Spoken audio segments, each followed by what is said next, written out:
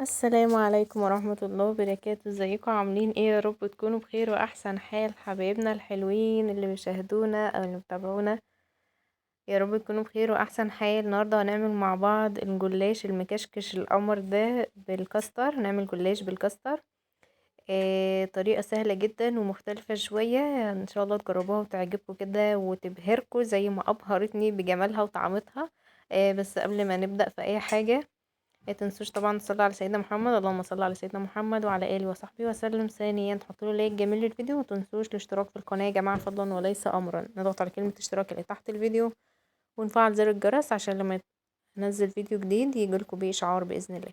هنعمل بقى ازاي الجلاش المورق الجميل ده المكشكش اللي ما بين كل كشكوشه وكشكوشه فيها كاستر.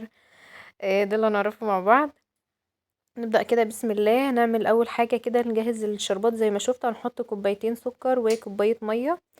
طبعا عشان الشربات يطلع تقيل بيبقى السكر ضعف المية. بس الكمية اللي انا عملتها بتاعة الشربات دي هي طلعت كتير شوية، فمش هنستخدمها كلها. بس انا كنت مجهزة في الاول كوبايتين من السكر وكوباية مية. هنسيبهم على النار كده لغاية ما نشوف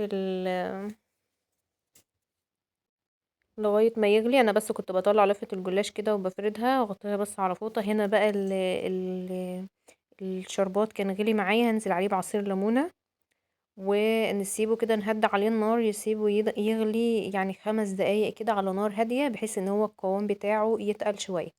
وفي الاخر كده هنرش عليه رشة فانيليا، سواء فانيليا باودر او فانيليا سايبة.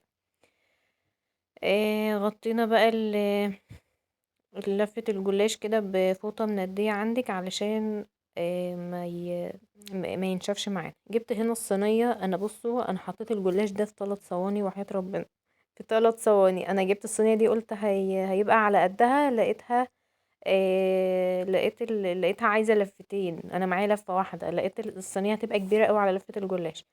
المهم احنا هنتبع الخطوات كده. زي ما انتم شايفين انا هجيب ورقة ورقة. هي اول ورقة دي كانت اتقسمت منه نصين، فما فيش مشكلة، عملتها عادي. بنلفها لفة المروحة، عارفين انتوا المروحة اللي كنا بنعملها بالورق كده زمان واحنا صغيرين؟ هنلفها كده بحيث ان هي الوش بتاعها هيبقى مكشكش. يعني احنا مش هنعمل الجلاش اللي هو المبروم الرول ده الاصابع الصغيرة دي، لا. احنا هنعمله بطريقة مختلفة النهاردة، هنعمله مكشكش كده زي ما انتم شايفين. آه، هنحط عليه كاستر يديله بقى طعم جميل قوي. انا بس بعيد معاكم تاني للي مش واخد باله من اللفه، هي زي لفه المروحه بالظبط. هنكشكشها كده وشوفوا بقى الورقه هتحطوها بطول الصينيه بعرض الصينيه وترصوها كده جنب بعضها واقفه. شوفوا بقى هنا لقيت لفه الجلاش يا دوبك نص الصينيه. طب النص التاني اعمل فيه ايه؟ رحت جايبه الصينيه التانية. استنوا بس كده، ده انتوا هتشوفوا مواهب. طبعا الورقه كبيره عن الصينيه فقصيتها كده من الطرف بحيث ان هي تيجي على قد الصينيه بالظبط. طب واللي احنا قصيناه ده مفيش مشكله، هنحطه في الفراغات. جبنا طن صينيه ما نفعتش، دي تالت صينيه بقى. انا عندي الطقم ده 3 صواني، 3 صواني درجات. دي كانت اقل صينيه، اصغر صينيه فيهم في الصواني. والحتت اللي هي اللي انا قطعتها دي، الحتت اللي انا قطعتها دي بقى حطيتها ما بين الفراغ، يعني ما بين كل واحده وواحده كده بقيت احط قطعه من اللي انا قطعتهم من الطرف. هنا معايا نص كوبايه من الزيت. هي سمنه على زيت، سمنه بس، زيت بس، سمنه على زيت، سمنه على زبده، اي ماده دهنيه عندك. المهم اللفه اخدت نص كوبايه. ونرشها كده على الجلاش، وبالفرشة معانا كده نحاول ان احنا ندخل الزيت او السمنة اللي معانا دي ما بين كل طبقة وطبقة. لازم يا جماعة الخطوة ديت يعني مش هتاخد منكم دقيقتين. بالفرشة كده تحاولوا ان انتوا وانتوا بترششوا بالكوباية برضو حاولوا ان انتوا تدخلوها في الفراغات، السمنة دي في الفراغات، وتعيدوا عليها بالفرشة كده تتأكدوا كويس ان كل طبقة دخلها سمنة او زبدة، بحيث ان هي تكون بحيث ان هي تكون معانا مقرمشة ومورقة. ده اللي هيديها التوريقة ان احنا نوزعها كويس بالفرشة. على فكرة انا لغاية هنا خلصت المقطع ده وقلت خلاص مش مصوراها ومش مكملة حاجة، لان انا اتضايقت لما نقلت من صينية لصينية. بس جيت قلت حرام، يعني انا بعد ما عملت ده كله وصورت ده كله لا انا هنزل وهقول لكم عادي مفيش مشكله خالص، لان برضو وارد ان انتوا يحصل معاكم حاجه زي كده، ان انتوا تحطوا لفه الجلاش في صينيه تطلع الصينيه اكبر، فبحيث ان احنا نعرف نتصرف مع بعض عادي، وارد ان هو يحصل اي حاجه.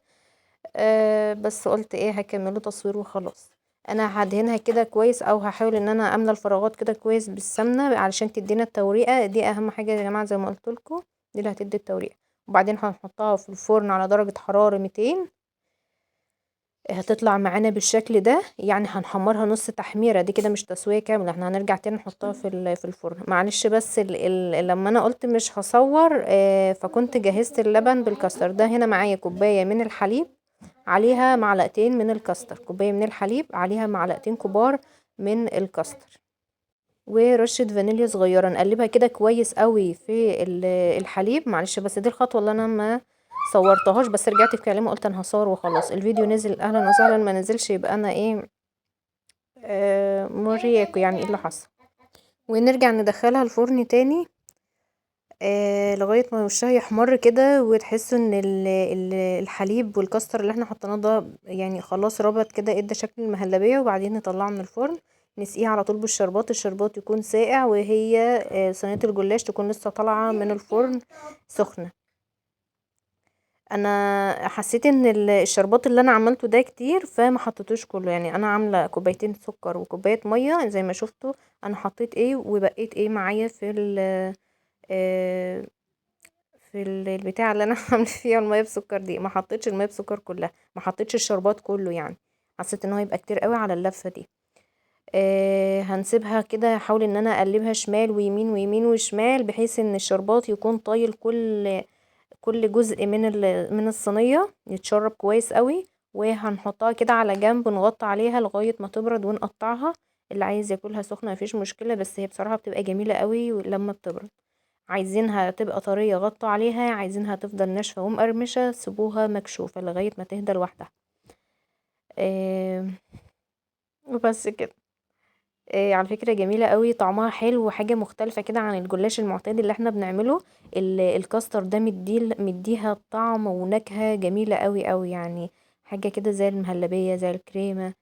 بالذات لما سقعت على فكرة وفضلت تاني يوم، كان طعمها احسن من اول يوم. انا كنت حباها قوي قوي تاني يوم. مش عارفة، يمكن عشان اول يوم بقى كنت بدوق في الشربات، لا بدوق حتى من الطرطوفة هنا، لا حتى من الجلاش المقرمشة من هنا. ف لا انا حسيت ان هي لما بردت خالص كده واتحطت في التلاجة طعمها كان جميل قوي. الكاستر ده كان معايا كاستر بالفانيليا. طبعا الكاستر بيبقى انواع، هو الكاستر مديها لون اصفر علشان لو خدت بالكم وانا كنت بسقيها بيه كده بكوبايه الحليب، كان نازل لونه اصفر. ده من الكاستر. الكاستر ده يا جماعه بيبقى حاجه بديل النشا، بتبقى منكهه بالموز بالفانيليا بأطعمة كتير. اللي انا استخدمته ده كان بالفانيليا. شايفين هنا بقى قطعتها بعد ما هديت شويه. انا بس طلعكم شايفين مورقه ازاي، طبعا سبب التوريقه والقرمشه ديت السمنه اللي احنا حطيناها ودخلناها كويس قوي بالفرشه كده في الفراغات، هي اللي ادت معانا الوش المورق ده او الشكل المورق ده. ما شاء الله جميله، عايزاكم تجربوها. ما بتاخدش حاجه على فكره، وسهله جدا وطعمه جدا جدا، وتغيير عن الجلاش اللي احنا بنحشيه سوداني وجوز الهند، يعني حاجه تغييره. عجبتني قوي بصراحه. ان شاء الله تجربوها وتعجبكم، عايزاكم تجربوها كده وتقولوا له رايكم. وما تنسوش بقى تكتبوا لي كومنت حلو كده وتقولوا لي انتي بتتابعوني منين. وبس كده، فيديو النهارده خلص. مش راضيه تمسك في الشوكه. انا بص اصلا هي مش محتاجه شوكه، هي عايزه الواحد يمسكها كده ياكلها على طول. بس انا بحاول ان انا اوريكم ان هي قد ايه مورقه، وشكل الكاستر فيها عامل ازاي. اللي ما عندوش كاستر يا جماعه وعايز يحط نشا، اللي حابب يجرب الفكره ومش متاح عنده كاستر مفيش مشكله. معلقتين نشا دوبهم في كوبايه اللبن مع نقطه فانيليا وعادي هتدي نفس القوام ونفس النتيجه. بس الكاستر طبعا بيخليها في حته تانية خالص، مديها طعامه ونكهه جميله. بس كده انا هناكل بقى القطعة دي معاكم واشوفكم على خير. فيديو النهاردة خلص، يا رب يكون عجبكم، يا رب تكون وصفة كده سهلة وسريعة. بس اهم حاجة ما تنسوش الاشتراك في القناة يا جماعة فضلا وليس امرا، وادخلوا كده على القناة عندي، خدوا لفة كده اتفرجوا على الفيديوهات. اتمنى يا رب تتابعوني واشوفكم على الف خير. ما تنسوش اللايك الجميل. مع الف سلامة.